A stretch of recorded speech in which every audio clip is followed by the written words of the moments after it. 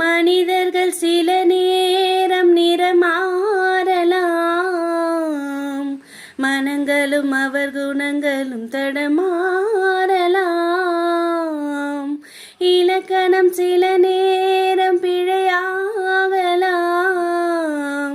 எழுதிய அன்பு இலக்கியம் தவறாகலாம். விரல்களை தாண்டி வளர்ந்ததை கண்டு நகங்களை நாமும் நறுக்குவதுண்டு. இதில் என்ன பாவம், இதற்கெந்த சோகம்?